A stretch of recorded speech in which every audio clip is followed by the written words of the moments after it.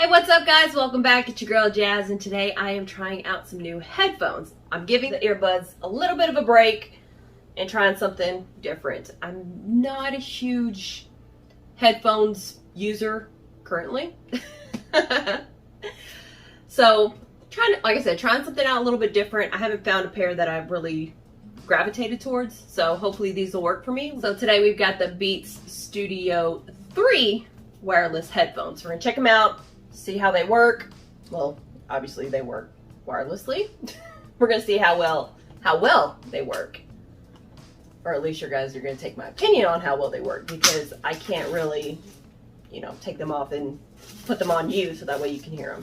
For starters, they are a bit pricey, and anything over $100 in my opinion is pricey. I'm a cheapskate, what can I say? They're at $350 for Beats. That's pretty much a standard price for the most part, but we're gonna see if they are worth it. I haven't had a pair of headphones from Beats. I've only had the buds, which I reviewed one pair, and one pair I had previously. They were both wireless. One was truly wireless, the other one was a wired wireless. Right, let's see if I can get this open. Well, let's just say it's a very snug fit on the box. As soon as I get it open to a certain part, the air pressure likes to hold it back in. And in case you guys didn't know, this particular headset that I have is actually for the 10-year anniversary. They were established in 2008. But this is one of the first colors that they had. I like the case. It's very sturdy. Opening it up. Ooh, these are nice. Charge me up. Remove. Once again, this is just an initial review. It feels like the inside of here is more of a silicone based. And I'm not sure if this is actual leather. I wouldn't think it is, but it feels like a soft leather texture, so maybe faux leather. It does have the established in 08 on the cushion itself. It feels soft. It actually has a lot of give, which I'm not sure how I feel about that. We're going to try them on.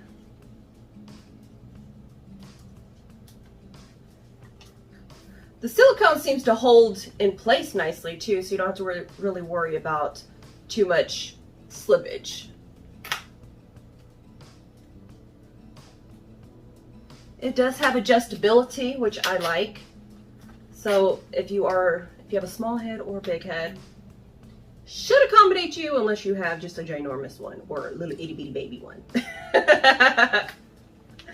I've always been told I have a big head, but according to headphones, I don't. So maybe I do need to switch to headphones to make my head feel smaller. I can't hear anything. I could barely hear myself talk, although it does kind of echo. Kind of more like the distance. I don't have anything playing. Ooh. My hair's probably all jacked up. I gotta prep myself. So we're looking at $350 pair of headphones. What do you guys initially think? I want you guys to pause the video and comment. Let me know. So it says controls for wireless. It says we need to remove this. Ooh, that's neat. I haven't seen that too many in headphones or in buds in general. So you have all your gestures right here. The center with a B is going to be your pause and play, and your volume is going to be top and bottom. So would that left and right be? No, there's nothing for left and right. You only have up and down. So how am I supposed to control my music?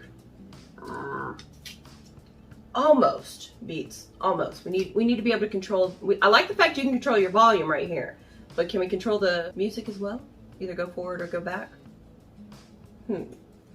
That's a gesture I don't have. There's nothing on the left, or excuse me, there's nothing on the right either. I had to look on the inside because I can't, just holding it up, I can't tell exactly which one's left and right. But the established 08 is facing behind you, which is interesting. You would think it would be on the front. They are pretty lightweight. I don't see where I would have too much trouble wearing these if I work out, especially, running. That sounds funny, me running. Although, I will say I have started doing a little bit more cardio, or heavier cardio when it comes to running. So that's definitely an advantage. Oh, all right, Beats.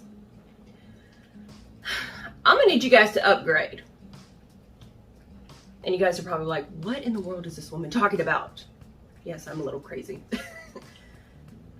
We've got the micro USB.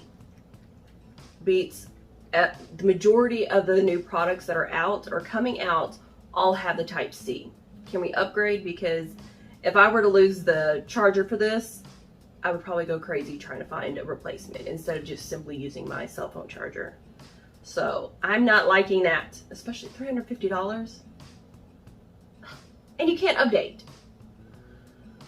Okay, sorry, I had to do a little hissy fit on that one. They do have active noise canceling, and you can use them both on Android and Apple. So that's an advantage. So they're not discriminating against.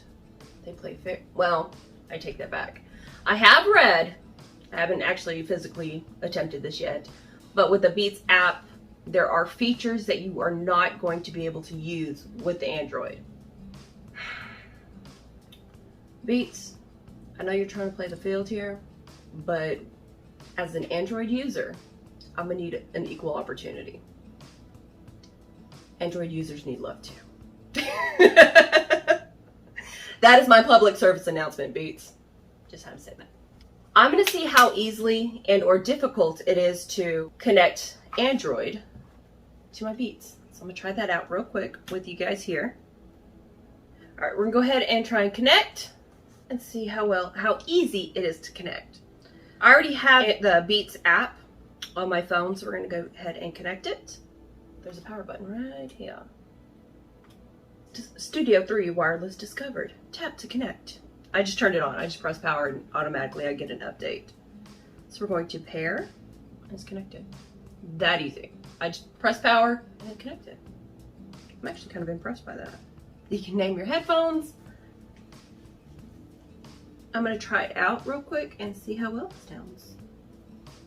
Also, you guys, I did turn it on and I already have a full charge. So these do come pre-charged. I mean, you see me take off the wrappers, so there's no way that I could have previously charged it.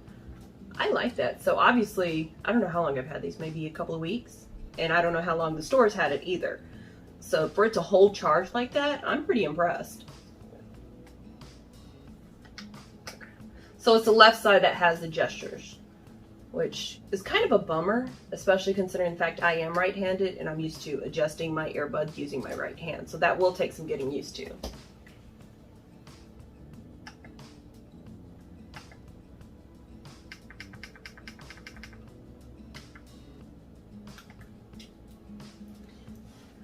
I can hear the clicking of the buds as I'm, you know, trying to play and pause and everything like that.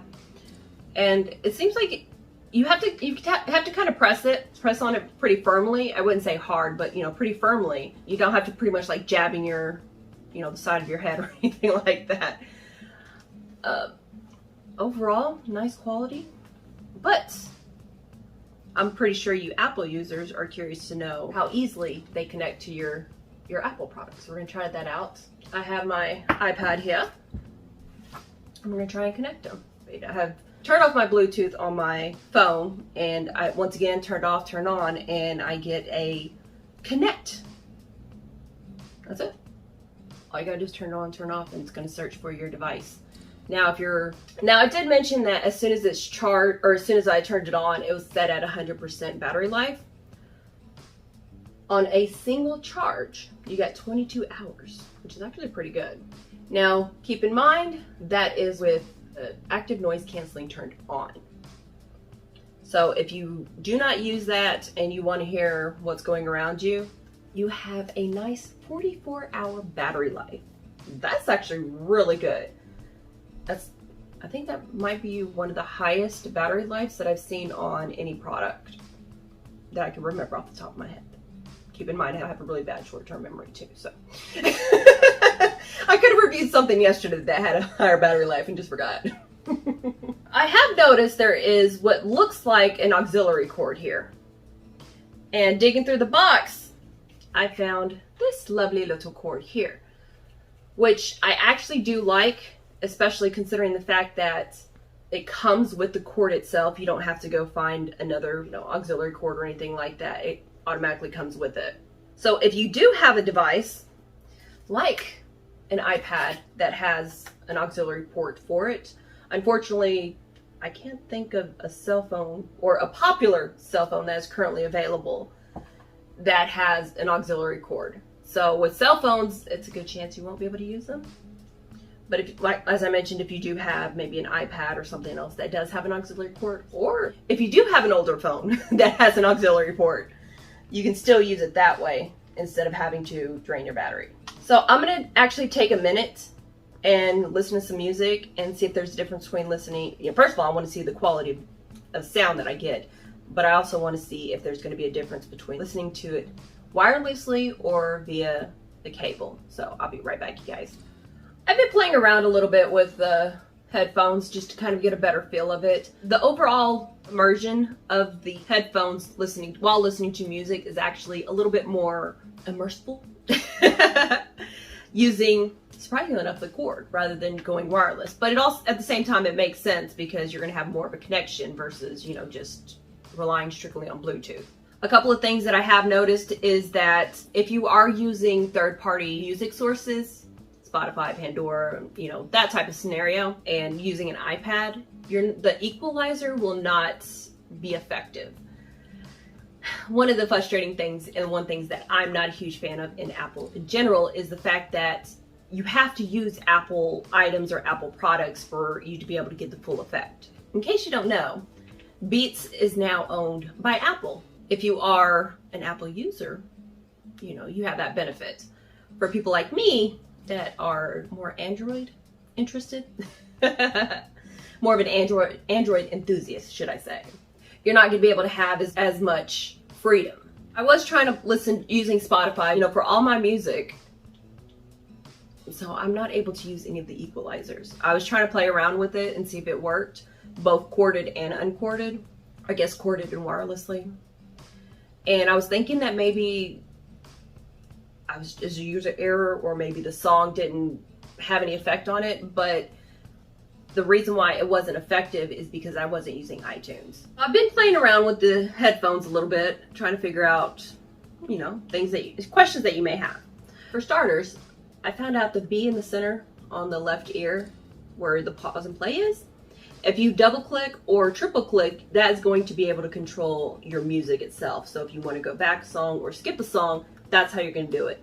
Unfortunately, I did not know that initially, just based off the sticker, it had the pause play. If you're listening to it corded versus wirelessly, you're going to have a little bit more of an immersive experience while you're listening to music. One of the things that I am not a fan of, and it's part of the reason why I'm not a huge Apple user, is that if you want to use the equalizer, first of all, you can't use it on any Android products.